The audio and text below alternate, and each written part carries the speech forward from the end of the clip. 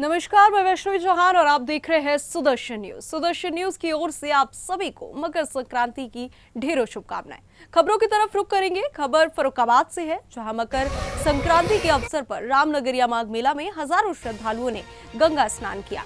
पड़ोसी राज्यों और जनपदों से भी भारी संख्या में श्रद्धालु पहुंचे, जिससे स्नान का माहौल अर्थ कुंभ जैसा नजर आया। वहीं पुलिस अधीक्षक आरती सिंह ने बताया कि सुरक्षा व्यवस्था के कड़े इंतजाम किए गए हैं। श्रद्धालुओं को जाम से बचाने के लिए रूट डायवर्जन किया गया और पड़ोसी जिलों से आने वाले बड़े वाहनों को पहले ही रोक दिया गया। सुरक्षा को ध्यान में रखते हुए गोताखोर और फ्लड कंपनी पीएससी तैनात किए गए हैं। वहीं पुलिस कर्मियों को निर्देश दिए गए हैं कि वे लाउड इनहेलर के माध्यम से श्रद्धालुओं को गहरे पानी में स्नान करते समय पर चेतावनी देते रहे। सुबह से ही भजन कीर्तन और रामकथा के आयोजन हुए, जिसमें श्रद्धालुओं ने बढ़ चढ़कर भाग लिया। मकर संक्रांति के साथ हजारों की संख्या में श्रद्धालु आते जाम की स्थिति में रहती है। सुरक्षा व्यवस्था क्या इंतजाम की जाती है? देखिए, श्री मेला रामनगरिया में हम लोगों ने मकर संक्रांति के स्नान को लेकर तैयारियां एकदम करनी है पूरी। ट्रैफिक की बात करें तो आसपास के जनपदों से बातचीत हो गई है। जो भी समय हम लोग तय करेंगे उस हिसाब से ट्रैफिक को डाइवर्ट कराया जाएगा, रोका जाएगा। और इसके साथ साथ पुलिस व्यवस्था जो चाक चौबंद है, वहाँ पे पर्याप्त मात्रा में फोर्स लगाई गई है। पीएससी की अलग कंपनी मिली है, हमें बाढ़ कंपनियाँ लगाई गई हैं। गोताखोर और नाव की व्यवस्था की गई है ताकि लोगों को डूबने से बचाया जा सके। सभी पुलिस कर्मियों को हैंडसेट, लाउड हेलर और रिफ्लेक्टर जैकेट दिए गए हैं ताकि अगर फॉग भी होता है तो लोग इजीली विजिबल हो, लोगों को ज़्यादा से ज़्यादा सुविधा हो। यूपी के चंदौली से खबर है, जहां डिग्गी गांव में हिंदू परिवार पर मुस्लिम भीड़ ने हमला किया। घर में घुसकर पुरुषों को बेरहमी से पीटा गया और महिलाओं से अभद्रता की गई। कई लोग गंभीर रूप से घायल हैं। वहीं सूचना पाकर सदर कोतवाली पुलिस मौके पर पहुंची और 2 कट्टरपंथियों को गिरफ्तार कर जेल भेजा। अन्य जिहादियों की तलाश अभी जारी है। वहीं पूरे गांव में दहशत का माहौल बना हुआ है और प्रशासन ने शांति बनाए रखने की अपील की है। परिचय बताइए। जी, मेरा नाम संतोष कुमार गुप्ता है। मैं पूर्व सांसद प्रतिनिधि और राष्ट्रीय स्वयंसेवक संघ का एक स्वयंसेवक हूँ। संतोष जी, डिग्गी गांव में आए, हिंदू परिवार पे कुछ जिहादी मानसिकता के लोग हमला किए हैं, क्या कहेंगे? देखिए, अभी मैं बच्चों को सुन रहा था आपके माध्यम से, और यहाँ पे नाबालिग बच्चे भी हैं और बच्चियाँ भी हैं, जिनके साथ वो लोग अभद्र व्यवहार भी कर रहे हैं। अभी भी मारने के बाद, चाहे फावड़ा से या जो भी इन्होंने मारपीट किया, जिसका वीडियो सभी के सामने है, उसको अभी भी छेड़ने के लिए, उसका रेप करने के लिए, उसको अन्यत्र तरीके से उसको कहा जा रहा है। जो बिटिया का भी आपने लिया उसका डिस्कशन सिस्टम। जी, पुलिस आई थी, 2 लोगों को गिरफ्तार भी किया है, लेकिन अभी भी उनके तरफ से जिहादी मानसिकता जो लोग हैं, मुस्लिम परिवार, वो उनके तरफ से यहाँ पे धमकी दिया जा रहा है कि स्कूल नहीं जाने देंगे, फिर दोबारा मारेंगे। आपकी सरकार है और भारतीय जनता पार्टी के यहाँ पे कुछ लोग भी आए हैं, क्या कहेंगे आप? कैसे इनके जान माल की सुरक्षा होगी? देखिए, ऐसा है, ये जरूर हिंदू परिवार को यहाँ पे प्रताड़ित किया जा रहा है और यहाँ के लोग भी थोड़े भयभीत हैं। कुछ उनके समाज के लोग भी भयभीत हैं, जो अभी आपने देखा। आपको बता दूं कि ये कैसे सुरक्षा करना है, क्या करना है, वो प्रशासन सेवा कर रही है। और गिरफ्तारी 2 लोगों की हुई है, मुकदमा दर्ज हुआ है, और लोग भी जेल जाएंगे। और इनको नसीहत देने की आवश्यकता है, बताने की आवश्यकता है कि अब आपकी जिहादी मानसिकता यहाँ चलने वाली नहीं है। या तो आप मुख्य धारा में लौटिए, और नहीं तो ये जिहादपन, ये जाहिलपन छोड़िए। इससे आपका गुजारा भत्ता होने वाला नहीं है। और अगर आप नहीं सुधरेंगे तो आपको जेल जाना ही पड़ेगा, और जैसे सुधरेंगे वैसे सुधारा जाएगा, और सुधारने के लिए ही हम लोग यहाँ पे आए हुए हैं। नाम परिचय बताइए। जी नमस्कार, मंगरू प्रसाद गुप्ता। क्या हुआ है आपके साथ गुप्ता जी? जी, हमारे साथ हमारे दरवाजे पर गए, हमको धमकाने लगे, कहने लगे कि इस गली में आप आना जाना मत, पर पेशाब मत करना, नहीं तो हाथ पर काट लेंगे। कौन बोला ये बात? एक फैदर बोले हैं? जी हाँ। और दरवाजा तोड़ के भी मारे हैं परिजनों को? जी हाँ। किसको किसको चोट लगी है? जी, इनके चारों घरे औरतन के लगल है, लड़की के लगल है, बच्चन के लगल है, सबके लगल है चोट। और ब्लाउज सलाउज औरतन का फारत हो घुसूर के। कितने लोग आए थे हमला जो किए थे घर पे आके? ये लोग 4-6 लोग थे। 6 लोग हमला किए हैं? जी हाँ। पुलिस आई थी? जी, पुलिस हम बाद में आई थी। पुलिस फरसा से जाते रहे काटने के लिए लड़का को, तो पुलिस रंगे हाथ पकड़ी अपने सामने। अच्छा, पुलिस सामने पकड़ी? जी हाँ। कितने लोग गिरफ्तार हुए हैं? ये 2 लोग। 2 लोग गिरफ्तार हुए? जी हाँ। और देख रहे हैं दरवाजे पे भी लोग नहीं है, भाग गए हैं। हाँ तो गए होंगे बिलारीडी। बिलारी पता पे लगा क्या कि हो रहा है? बिलारीडी सर जर जमानत कराने गए होंगे। जी हाँ। नाम और परिचय बताइए। पवन सिंह, समाज सेवी। पवन जी, आप संघ से हैं और जैसे ही पता चला पूरे संघ परिवार आपके साथ आया है, क्या कहेंगे? हिंदू परिवार पे हमला हुआ है। जब मालूम हुआ कि हिंदू परिवार पर हमला हुआ है तो सारा विचार परिवार एक साथ और लोग आ रहे हैं और हम लोग पुलिस अधीक्षक से भी मिले हैं और उन लोगों पे कार्रवाई होगी। अभी भी धमकी दी जा रही है, दरवाज़ा तोड़ के अंदर घुस के मारा गया है। योगी जी की सरकार है, उसके बाद भी मनबढ़ इतना ज़्यादा है, दबंग हैं, जिहादी मानसिकता के लोग हैं। कैसे कंट्रोल करेंगे इनको? अभी परिवार डरा हुआ है। नहीं, ये तो सब सही हो जाएगा। पुलिस प्रशासन लगी हुई है और ये लोग कर रहे हैं तो लोग के ऊपर बड़ी कार्रवाई की जाएगी। अगर नहीं मानेंगे तो बुलडोजर भी चलेगा इनके घर के आवास के ऊपर। आंचल गुप्ता। क्या हुआ है तुम्हारे साथ? मेरे साथ वो स्कूल की धमकी दे रहे कि स्कूल जाएंगे तो मारेंगे, और दरवाजा केवाड़ी बंद था, केवाड़ी तोड़ दिए थे और मेरे साथ छेड़खानी किए थे और बोल रहे हैं कि रास्ते में मारेंगे तुम लोग को। कौन बोल रहा था मारने के लिए? वो लड्डन, अकबर, फैदर, मेहरारू सब। कहाँ पढ़ती हो तुम? हम यमुना में। यमुना शिक्षण संस्थान में पढ़ती हो? नहीं, श्री यमुना इंटर कॉलेज। अच्छा, तो लद्दन बोले हैं कि मारेंगे? हाँ, लड्डन, अकबर। ये विवाद काहे के लिए हुआ है? ये मतलब छोट बच्चा था, वो बोल दिया कि वो, और अकबर बोले थे कि तुम मेरे वो गरियाए थे, तो ये बोला कि क्यों तुम ये भी गरिया दिया, तो कर पहले से विवाद इन लोग शुरू किए थे? हाँ, पहले भी किए थे विवाद? हमें नहीं पता। क्या नाम है आपका? निर्मला। क्या हुआ है यहाँ पे? मार दिले हमको। खुल के बोलिए, कौन मारा है? खुल के बोलिए। अकबर का नाम, कुल मेहरारू को मिल के अंडा बच्चा तक सब कोई मरले हम। क्या आपके घर पे आके मारे हैं? हाँ, घर में घुस के केवाड़ी तोड़ दिले हम। दरवाजा भी तोड़ दिए? दरवाजा तोड़ दिले हम सची, यहाँ से वहाँ तक कुल दौड़ा दौड़ा के मरले हम। आपको कहाँ कहाँ चोट लगा है आपको? हेद दे लगल हो, पूरा ये जंघा लगल है, यहाँ लगल हो, हेद दे लगल हो। पुलिस आई थी? मार दिली। हाँ, गिरफ्तार, कोई गिरफ्तार हुआ है? हाँ, 2 आदमी गिरफ्तार हो। अभी शांति है यहाँ पे कि नहीं? अभी भी आग दिखावत हन, कहतन कि बूटी बूटी काट देंगे। अभी यहाँ आँख दिखा रहे अभी हैं? बूटी बूटी काट देंगे, अभी अथवा कर देंगे। अभी देख रहे हैं दरवाजा 2 बंद है। आदमी के मार के सुता दिले ही, 2 आदमी के मार के सुताई। अभी फिर कहतन कि मार के सुता दिले। कौन बोल रहा था मारने के लिए? वही अकबर फैदर हुआ कुल बोलत हूँ। इसकी शिकायत किए हैं दोबारा पुलिस से? कह दिले ही जा। तो क्या बोले हैं इंस्पेक्टर साहब? कहलन कि अब कुछ न हुई, अब देखल जाई, जौन हुई तवन अब देखा। अगर मार के, अगर केवाड़ी खोल के अगर घरे घुस देना तो मार देख जा जानी, मारा जा, जौन हुई तवन दिखाई। अब कौन चीज हमने हुई, अंडा बच्चा कुल हमार डेरा तो हम घरे से बहरे ना निकलो तो हमार 2 ठे लड़का छोट छोटन भाग गइलन कुल ननियोरी। इतना मरले आदमी कुल 4 ठे हमारे घरे का कुल पड़ल हवन हुआ। आज हमने यहाँ अथवा भले जाए एकदम से, हमने गरीब आदमी कहाँ हमारे करो, गरीब आदमी हमने कहाँ बाबा जी कहाँ अथवा करा जी। लड़की का चंदौली मुख्यालय से 3 किलोमीटर दूर ये सदर कोतवाली है और यहाँ पे हिंदू परिवार है, जिहादी मानसिकता के दबंग लोग यहाँ पे आज हिंदू परिवार पे हमला किए हैं। ये दरवाज़ा था, ये पीड़ित परिवार है, ये दरवाज़ा था, इस दरवाज़ा को तोड़ा गया है और अंदर घुस के महिलाओं के साथ छेड़खानी किया गया है, इनको मारा पीटा गया है। सूचना मिलने पर तत्काल सदर कोतवाली थाना प्रभारी संजय कुमार सिंह मौके पे पहुंचे हैं, जिसमें 2 लोगों को गिरफ्तार किए हैं, तत्काल उनको जेल भेजा है।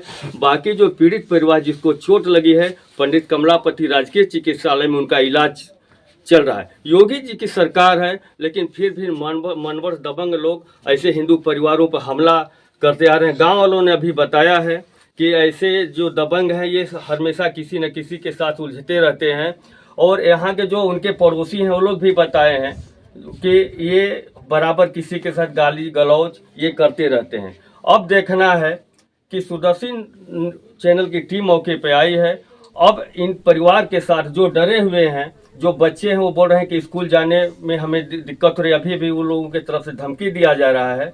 अब ऐसे लोगों पे अब पुलिस क्या कार्रवाई करती है। कैमरामैन सतीश तिवारी के साथ जिला प्रशांत सिंह, जनपद चंदौली। यूपी के सीतापुर से खबर है, जहां राष्ट्रीय बजरंग दल के संस्थापक प्रवीण तोगड़िया का जिले में भव्य स्वागत किया। तोगड़िया ने संगठन की आगामी योजनाओं की जानकारी साझा करते हुए कहा कि प्रत्येक शनिवार और मंगलवार हनुमान चालीसा का सामूहिक पाठ कराया जाएगा। गरीब और जरूरतमंदों की सहायता के लिए हिंदू हेल्पलाइन की स्थापना की जाएगी। वहीं बजरंग दल 21 दिवसीय उप यात्रा पर निकला है, जिसमें हनुमान चालीसा केंद्रों के माध्यम से मदद पहुंचाई जाएगी। उन्होंने बांग्लादेश में हिंदुओं पर अत्याचार का मुद्दा उठाया और भारत सरकार से कड़ी कार्रवाई की मांग की। मौके पर बड़ी संख्या में कार्यकर्ता और स्थानीय लोग मौजूद रहे।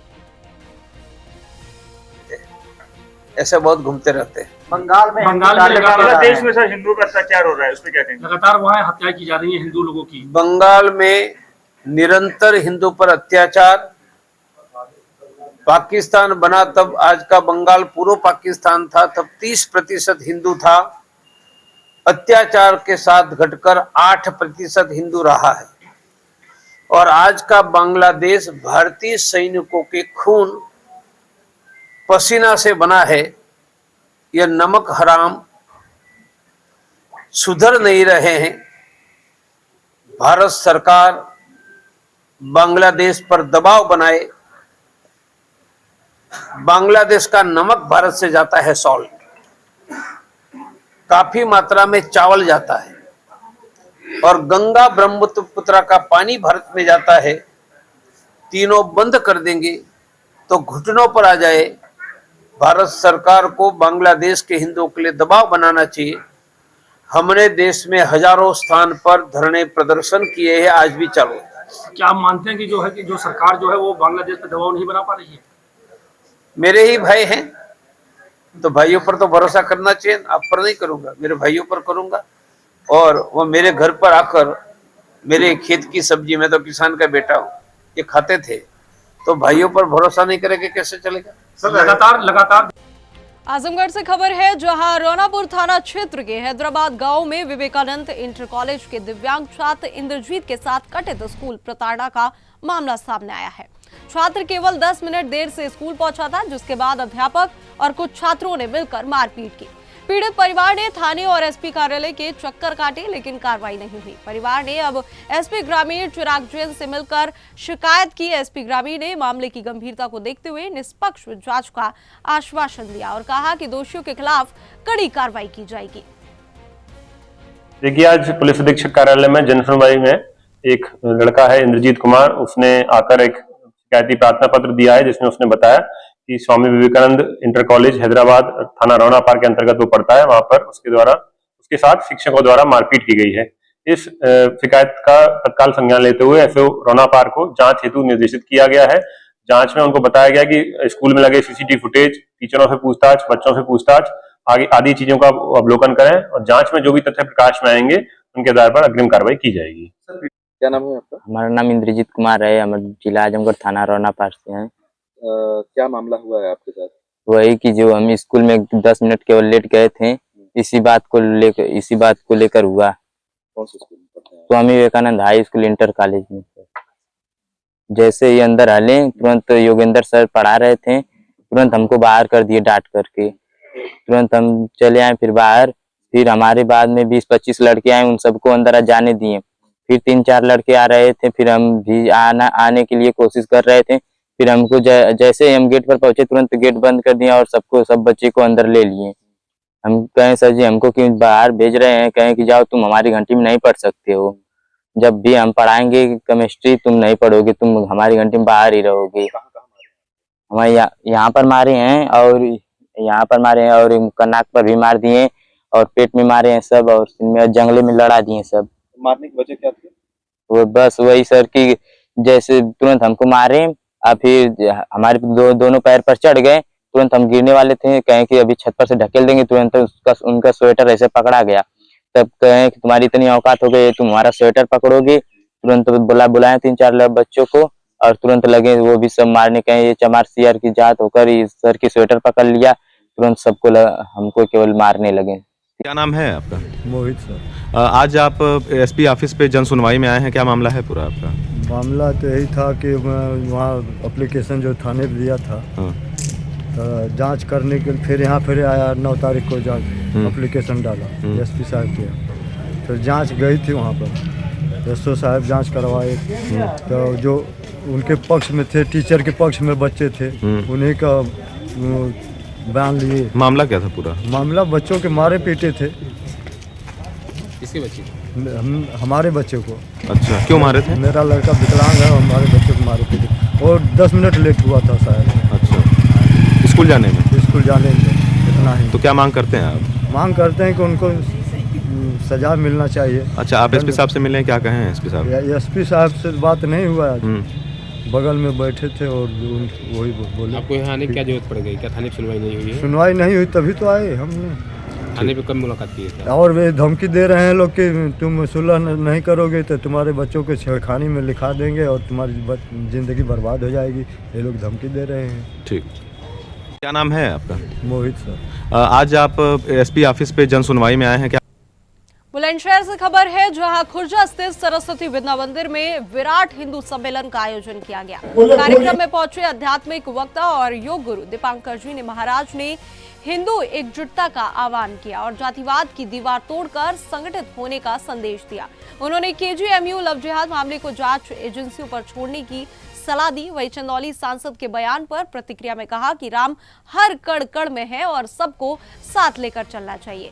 राम मंदिर में नमाज के मुद्दे पर उन्होंने कहा कि आपत्ति नहीं है, पर असुविधा से बचना चाहिए। बांग्लादेश में हिंदुओं पर अत्याचार पर उन्होंने दुख जताया और एकजुट होने की अपील की। जी महाराज जी, आप खुर्जा आए हैं, लफ्ज़ जिहाद पे आपने कहा।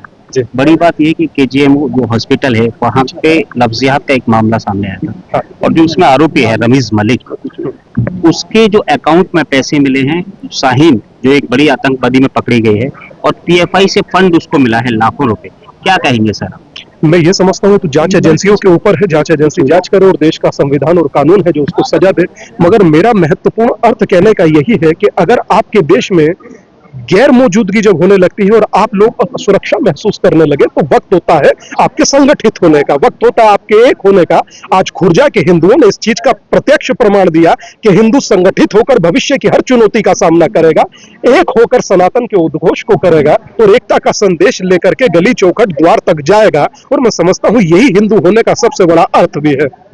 हम लोग राम को भी पूछते हैं और कृष्ण को भी। जिस देश में हनुमान जैसा भक्त नहीं होता, जिस देश में राम जैसा आदर्श नहीं होता, कृष्ण जैसी नीति नहीं होती और रुद्र जैसा अवतार नहीं होता जो संहारक है, वहां भी हिंदू अगर जो दबेगा या जातियों में बटा रहेगा तो मैं समझता हूँ इस देश के लिए ही नहीं, आने वाली पीढ़ियों के लिए भी धोखा होगा। सर, राम की बात की है आपने। चंदौली में सांसद है वीरेंद्र सिंह, उन्होंने राम को लेकर के बड़ा बयान दिया है कि राम समाजवादी थे और राम अगर राजाओं का साथ देते तो उनसे मिलते। राम ने जो है एससी लोगों को अपने साथ में लिया, बनवासी थे, समाजवादी इसलिए उन्होंने कहा कि राम समाजवादी थे। क्या कहेंगे राम पर भी?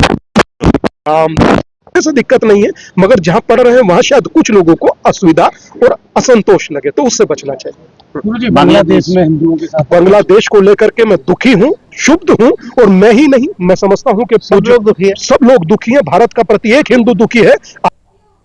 मथुरा से खबर है, जहां धौली प्याऊ स्थित रेलवे ग्राउंड पर टेम्पो और ई रिक्शा चालकों ने धरना प्रदर्शन किया। चालकों का आरोप है कि नगर निगम 3000 प्रति वाहन के नाम पर अवैध वसूली कर रहा है। विरोध करने वाले चालकों के वाहनों को पुलिस के माध्यम से सीज किया गया, जिससे हजारों परिवारों की रोजी रोटी प्रभावित हो रही है। चाणक्य युवा संगठन ने मुख्यमंत्री से हस्तक्षेप की मांग की। अपर नगर आयुक्त सौरभ सिंह ने बताया कि जायज मांगों को मानते हुए मौके पर अतिरिक्त काउंटर लगाने की व्यवस्था की गई है। प्रदर्शन चल रहा है और अभी तक मांगे नहीं मानी गई। जो मांगे जो जेन्युइन है उसको माना जा रहा है कि भाई इनको पंजीकरण को सहूलियत देने के लिए जो मेरे द्वारा या नगर आयुक्त साहब के द्वारा भी निरीक्षण करके ये बताया गया कि यहाँ पे काउंटर बढ़ाए जाने की आवश्यकता है, तो काउंटर बढ़ाया जा रहा है और हो सकता है दोपहर के बाद एक और काउंटर यहाँ बढ़ा देंगे।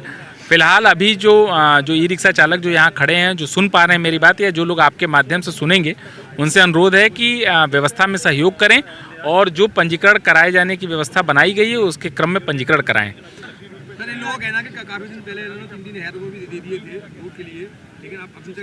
अभी ऐसी इंडिविजुअल कोई शिकायत नहीं किसी व्यक्ति ने नहीं की है कि उन्होंने पैसे दे दिए हों और उनको रूट न दिया गया हो। अगर भी उन्होंने पैसे दिए हों तो उनके पास अगर कोई रसीद है तो वो दे दें, जिससे उनका हम पंजीकरण करा दें। एक क्रम के तहत ही कराया जा रहा है। पैसे उनको रसीद दी जा चुकी है, जो भी लोग रसीद दे करके आए हैं उनको बुलाया जा रहा है, यहाँ से पुकार कराई जा रही है। ई रिक्शा चालकों की बहुत सारी समस्याएं हैं। सबसे बड़ी समस्या है कि नगर निगम ने एक गुंडा टैक्स ज़बरदस्ती इनके ऊपर थोप दिया है। प्रस्ताव 5,000 का किया है और पैसा इनसे 3,000 लिया जा रहा है। तो पहली बार तो विधिक प्रक्रिया वहीं पर रोंग हो गई। जो प्रस्ताव किया है वो भी अवैध है, क्योंकि इन ई रिक्शों पर ये प्रस्ताव कर ही नहीं सकते। किसी प्रकार के रूट के आवंटन के बदले में इनसे पैसा नहीं ले सकते। ये ट्रांसपोर्ट डिपार्टमेंट का काम है और ट्रांसपोर्ट डिपार्टमेंट ही इनसे पैसा ले सकता है।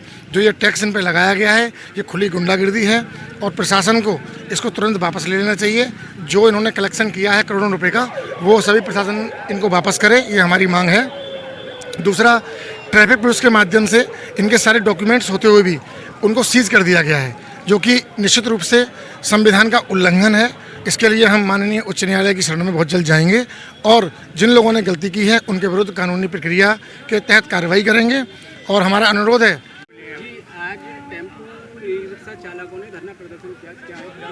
ये आज नहीं, एक पिछले कई दिनों से अपनी समस्या को लेकर शासन के दर दर की ठोकर खा रहे हैं। शासन प्रशासन की अपनी गुहार न्याय के लिए लगा रहे हैं और तमाम यहाँ के अफसरों के भी द्वार पर इन्होंने जाने का काम किया है, लेकिन इनको कोई सुनने वाला नहीं है। रक्षक ही भक्षक बन गए हैं।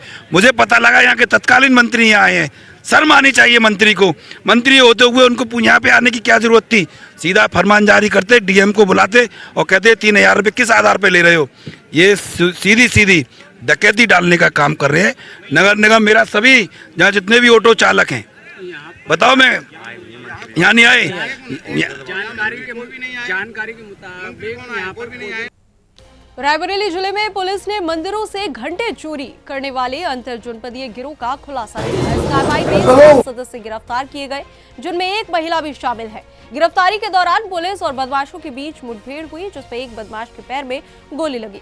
पुलिस के अनुसार गिरोह स्थानीय और गैर जनपदीय बदमाशों का था, जो गूगल लोकेशन की मदद से मंदिरों की पहचान कर चोरी करते थे। इसी को लेकर सुदर्शन न्यूज के संवाददाता वैभव वाजपेयी ने पुलिस अधीक्षक डॉक्टर यशवीर सिंह से खास बातचीत की। उन्होंने क्या कुछ कहा, कुछ सुनाते हैं। की रायबरेली में महिला के जरिए मंदिरों को अपना निशाना बनाने वाले 7 अभियुक्त को रायबरेली पुलिस ने गिरफ्तार किया है। मेरे साथ इस समय रायबरेली के लोकप्रिय पुलिस अधीक्षक डॉक्टर यशवीर सिंह हैं। इनसे बात करेंगे, जानेंगे कितने लोगों की गिरफ्तारी हुई है, कितने लोग इसमें अगर वांछित चल रहे हैं और कौन कौन से मंदिर से चोरी करते थे, खुद स्वयं जानेंगे। सर, जनपद रायबरेली में रात थाना क्षेत्र जगतपुर में एक संदिग्ध 4 व्हीलर गाड़ी को, किया गाड़ी को रोकने का जब पुलिस के द्वारा प्रयास किया गया तो उसमें से फायरिंग पुलिस पार्टी पे की गई। जवाबी फायरिंग में एक व्यक्ति के पैर में गोली लगी, जिसका नाम गोविंद भदौरिया है, जो भिंड मध्य प्रदेश का रहने वाला है।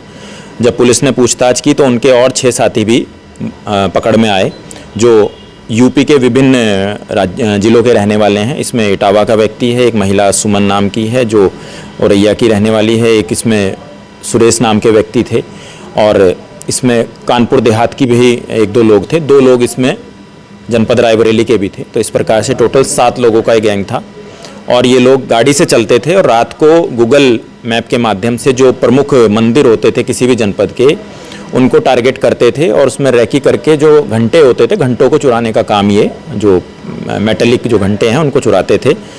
इस तरीके से इन्होंने विगत दिनों में 2 घटनाएं जनपद रायबरेली में, ऊंचाहार थाना क्षेत्र और जगतपुर में की थी।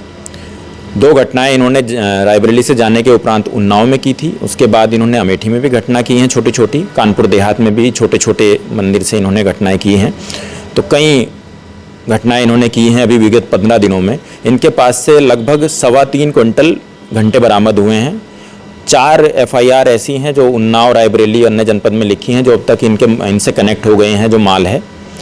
और इनका पूर्व में भी लगभग 14 मुकदमे इस गैंग के जो सदस्य हैं उनके ऊपर हैं, जो भिंड मध्य प्रदेश के रहने वाले हैं उनके ऊपर हैं और अन्य प्रदेशों में, अन्य जिलों में वो अभियोग पंजीकृत हुए हैं। टीम ने इसमें अच्छा काम किया है, जो सर्विलांस की टीम है और जो SOG की टीम है, अपर पुलिस अधीक्षक के दिशा निर्देशन में संजीव सिन्हा जी के ये कार्य हुआ है और इसमें टीम को 20,000 रुपये का इनाम दिया गया है। पूर्व में भी जो रायबरेली में मंदिरों में चोरी हुई है, उनसे इसका कोरिलेटेड है क्या, ऐसा कुछ मामला? देखिए, पूर्व में इससे पहले मूर्ति चोरी शिवगढ़ थाना क्षेत्र में हुई थी, जो बाराबंकी से हम लोगों ने बरामद किया था। इसके बाद डलमऊ में अष्टधातु की लगभग 225 साल पुरानी मूर्तियां चोरी हुई थी, जो विगत दिनों ही पुलिस ने बरामद किया है। इसके अलावा ऊंचाहार में 1 घंटे और चोरी हुए थे मंदिरों से, वो भी पुलिस ने बरामद कर लिया है। सब लोग इसमें पकड़े गए हैं, किंतु वो पूर्व की घटनाओं में अलग लोग थे। अभी जो रिसेंटली 2 घटनाएं चोरी की हुई थी उसमें ये गैंग था और इसने उन्नाव में भी घटना की थी। देखिए, जैसा कि पुलिस अधीक्षक यशवीर सिंह के निर्देशन और अपर पुलिस अधीक्षक के मार्गदर्शन में एसओजी व सर्विलांस और जगतपुर थाने की ज्वाइंट ऑपरेशन में ये रायबरेली पुलिस ने सराहनीय कार्य किया है। वैभव वाजपेयी, सुदर्शन न्यूज, रायबरेली। फिरोजाबाद से खबर है, जो थाना रामगढ़ क्षेत्र में पुलिस ने वांछित अभियुक्त ऋषभ को मुठभेड़ में गिरफ्तार किया। जवाबी कार्रवाई में ऋषभ के पैर में गोली लगी और उसे अस्पताल में भर्ती कराया गया। अभियुक्त के खिलाफ फिरोजाबाद और औरैया के विभिन्न थानों में दर्ज 1 दर्जन गंभीर मामले हैं। पुलिस ने अभियुक्त के कब्जे से चोरी किए गए आभूषण, 2400 रुपए, मोबाइल, अवैध तमंचा, कारतूस और लोहे की रोड बरामद की। वहीं पूछताछ में ऋषभ ने अन्य 4 साथियों के साथ हाल ही में हुई चोरी की वारदातों की जानकारी भी दी। अभियुक्त के अन्य साथियों की गिरफ्तारी के लिए दबिश दी जा रही है। सर, क्या कार्रवाई हुई है? देखिए, रामगढ़ पुलिस को सूचना ये मिली थी कि लालपुर मंडी एरिया में पटेल कारखाने के पीछे एक संदिग्ध व्यक्ति है और वो अपने कुछ साथियों का इंतजार कर रहा है और ये लोग किसी घटना को अंजाम देने के फिराक में हैं। इस सूचना पर रामगढ़ पुलिस ने तत्काल यहाँ दबिश दी है। पुलिस को देखते ही इसने पुलिस के ऊपर फायरिंग कर दी। आत्मरक्षार्थ में पुलिस ने भी फायरिंग की है, जिसके इससे पैर में गोली लगी है। तत्काल इसको इलाज हेतु ट्रामा सेंटर में भेजा गया है, जहाँ पुलिस सुरक्षा में इसका इलाज चल रहा है। गहराई से पूछताछ करने पर इसने अपना नाम ऋषभ बताया, जो दिव्यापुर औरैया जिले का रहने वाला है। साथ ही पूछताछ में इसने ये भी बताया कि दिनांक 5 और 9 जनवरी 2026 को रामगढ़ थाना क्षेत्र में जो चोरी की घटना हुई थी, इसने अपने 4 अन्य साथियों के साथ मिलकर उस चोरी की घटना को अंजाम दिया था। इसके पास से जो बरामदगी हुई है, एक अवैध तमंचा 315 बोर। अमरोहा थाना आदमपुर क्षेत्र के डवारसी सामुदायिक स्वास्थ्य केंद्र में लैब टेक्नीशियन आले हसन पर महिला के साथ अभद्रता का गंभीर आरोप लगा। पीड़िता ने तहरीर दी, जिसके बाद पुलिस ने आरोपी को गिरफ्तार कर न्यायिक हिरासत में जेल भेज दिया। जानकारी मिली है कि आरोपी पहले सीएचसी रहरा में तैनात था, जहां उस पर बलात्कार का आरोप लगाया गया था और तब उसे डवारसी सीएचसी में तबादला किया गया। स्थानीय लोग स्वास्थ्य विभाग की लापरवाही पर सवाल उठा रहे हैं और मांग कर रहे हैं कि ऐसे संवेदनशील पद पर कर्मचारियों की तैनाती रोकी जाए। दिनांक 11/1/26 को श्रीमती कुसुम पत्री झम्मन निवासी दरियापुर तुगन थाना आदमपुर ने एक की तारीख थाना आदमपुर पर दी कि मैं दिनांक 10/1/2024 को अपने खून की जांच कराने डवारसी गई थी। खून चेक करने वाले डॉक्टर आले हसन ने मेरे साथ खून की जांच करने के दौरान छेड़खानी की, जिसके आधार पर थाना आदमपुर पर मुकदमा अपराध संख्या 13/25 धारा 75(2) 351(2) पंजीकृत किया गया।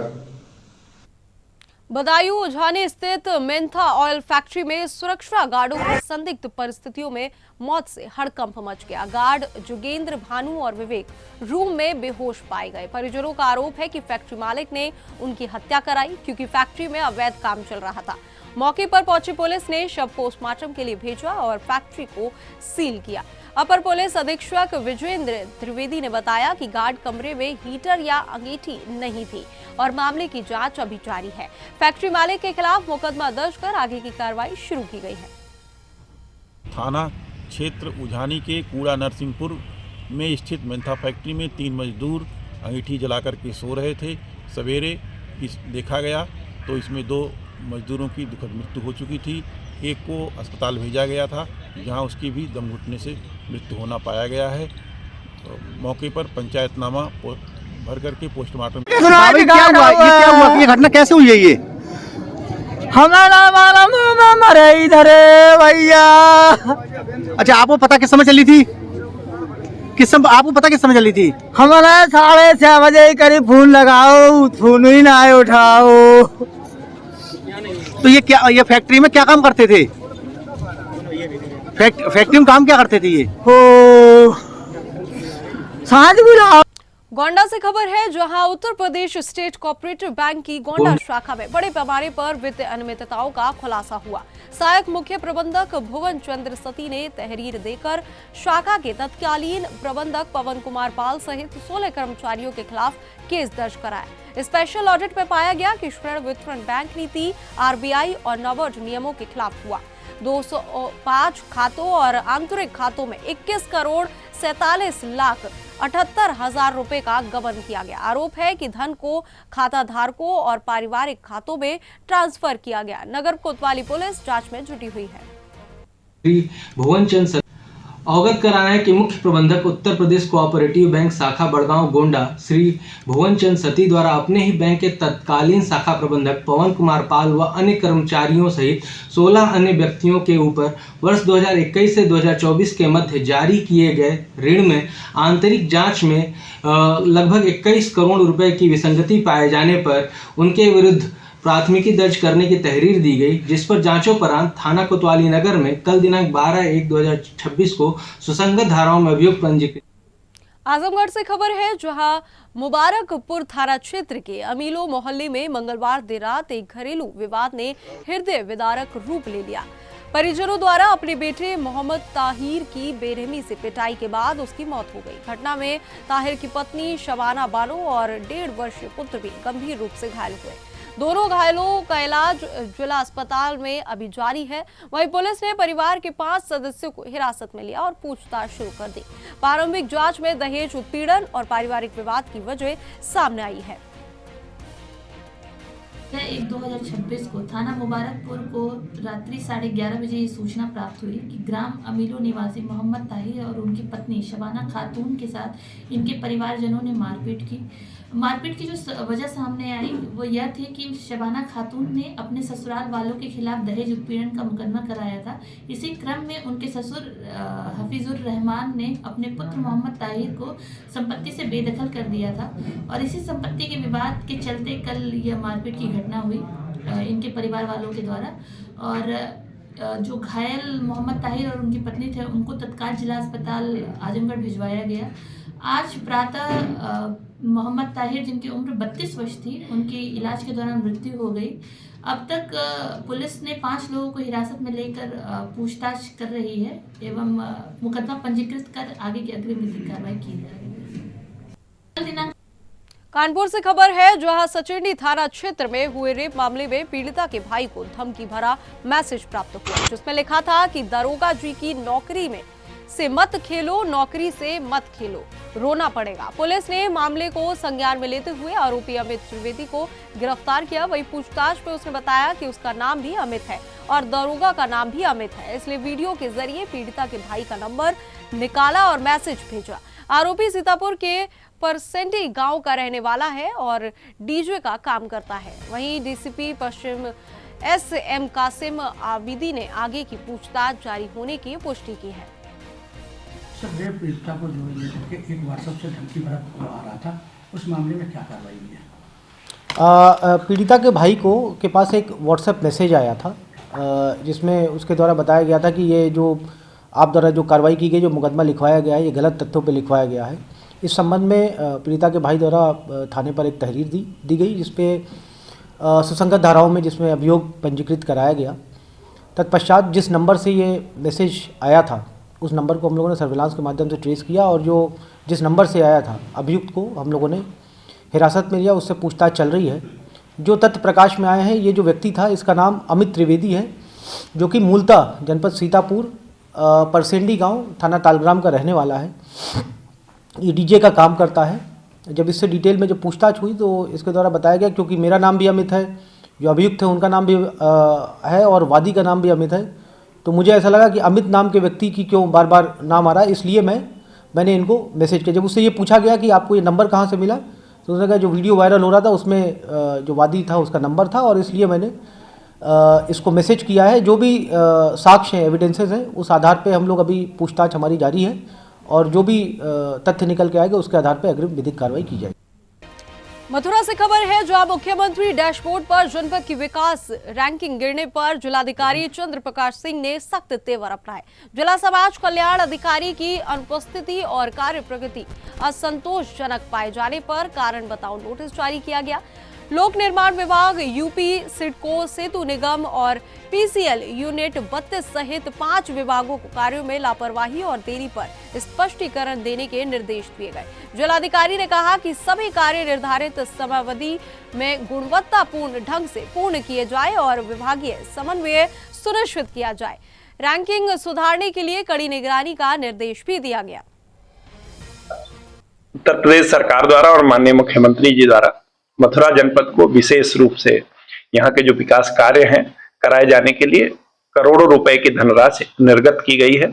चाहे वो सड़क का मामला हो, चाहे विद्यालयों का मामला हो, हॉस्पिटल्स का मामला हो, निराश्रित गौवंशों के लिए गौशाला का हो, लोगों के ठहरने के लिए सर्किट हाउस का हो, सारे विकास कार्यों की, पीडब्ल्यूडी की, सिडको की, पैक्सफेड की, सभी विभागों की A to Z समीक्षा की गई है। जितने प्रोजेक्ट्स हैं, लगभग 10 पुल हमारे जनपद में बनने थे, 8 का निर्माण हो गया है, 9वां अभी इसी माह हम लोग पूरा कर रहे हैं और 10वां जो रेलवे ओवरब्रिज है वो भी शीघ्र पूरा हो। इसी तरीके से जो नव निर्माण की सड़कें हैं उनमें क्या क्या बाधा आ रही है वो अंतर विभागीय समन्वय करके एक एक माइन्यूट जो पॉइंट थे जिससे कि कार्य बहुत तेजी से गुणवत्तापूर्वक हो, मेरे द्वारा समीक्षा की गई है। कुछ विभागों में कमियां पाई गई, जैसे सिडको के है कि पैसा होने के बावजूद भी वो कार्य उनका बहुत धीमा था, या जल निगम का है, आम शिकायत आती है कि साहब यमुना जी में गंदा पानी जा रहा है, 2-2 STP 13 MLD का वृंदावन में और 90 MLD का गोकुल में बन रहा है, तो वो समय से काम पूरा करे, इसी के लिए मेरे द्वारा समीक्षा की गई है और ये लगातार कंटिन्यूअस समीक्षा की जाती है।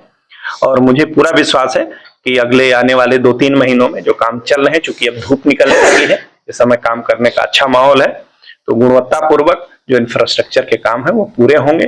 कुछ अधिकारियों ने थोड़ी शिथिलता बरती थी, उनके स्पष्टीकरण आदि मांगे गए हैं, बट मुझे पूरा विश्वास है कि रायबरेली से खबर है जहां साइबर ठगी के मामले में जिले की पुलिस ने बड़ी सफलता हासिल की। जांच में खुलासा हुआ कि बीते 4.5 साल में करीब 15 करोड़ रुपए अलग अलग बैंक खातों में ट्रांसफर किए गए।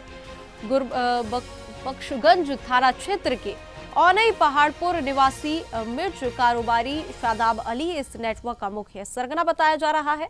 वहीं पुलिस ने राज सिंह और सुधांशु सौरभ को गिरफ्तार कर जेल भेजा है। शादाब अली गरीब लोगों को पैसों का लालच देकर फर्जी फर्म से बैंक खाते खुलवाता था। उसकी गिरफ्तारी के लिए पुलिस पूरे राज्य में छापेमारी कर रही है।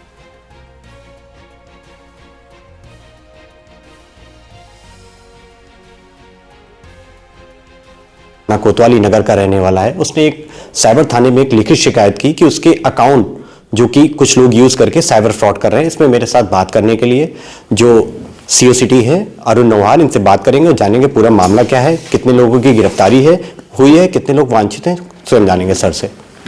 सर क्या मामला है? प्राप्त तहरीर के आधार पर इसमें साइबर थाना पर सुसंगत धाराओं में अभियोग पंजीकृत किया गया था। ठीक है, जांच के क्रम में पाया गया कि इस गिरोह के सदस्यों द्वारा गरीब व्यक्तियों से अकाउंट लेकर अकाउंट खाते खुलवाए गए व उस अकाउंट खातों के अंदर साइबर फ्रॉड का पैसा मंगाया गया, जिसको यहाँ से वहाँ ट्रांसफ़र किया गया।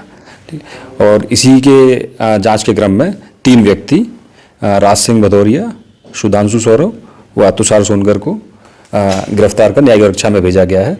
व शादाब अली के लिए हमारी टीम्स लगी हुई हैं। सर लगभग कितना पैसे का इन लोगों ने साइबर फ्रॉड किया है? लगभग जो भी अकाउंट्स मिले हैं उसकी जांच की गई है, तो उसके अंदर करीब 15 करोड़ रुपए का लेन देन का अभी तक जांच के अंदर आया है। इसमें सर कहाँ के तार जुड़े हुए, मतलब साइबर फ्रॉड कहाँ से हुआ, कैसे? इसके बारे में जांच की जा रही है कि ये पैसा कहाँ से आया है और कहाँ पर ये वितरण हुआ है इसका पैसे का। देखिए, जैसा कि COCT अरुण नौहार ने बताया है कि जो मोहम्मद शादाब अली है उसकी गिरफ्तारी के लिए टीमें प्रयास कर रही हैं। फिलहाल ये रायबरेली में लगभग साइबर से 15 करोड़ का मामला यहाँ पर मालूम चल रहा है। फिलहाल COCT के नेतृत्व में लगातार टीमें प्रयास कर रही हैं और गिरफ्तारी के लिए शीघ्र ही गिरफ्तारी होगी। वैभव वाजपेयी, सुदर्शन न्यूज, रायबरेली।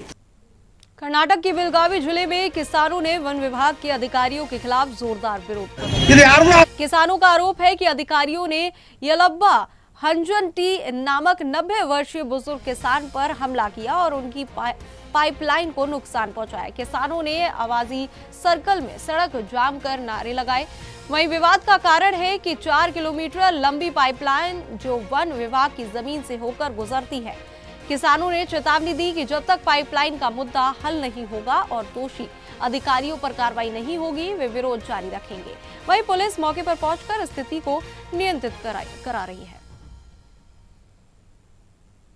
ನಾಳೆ ತಹಸೀಲ್ದಾರ್ ಸಾಹೇಬ್ರ ಇವರ ಮುಂದೆ ನಿಂತು ನಾವು ಪೈಪ್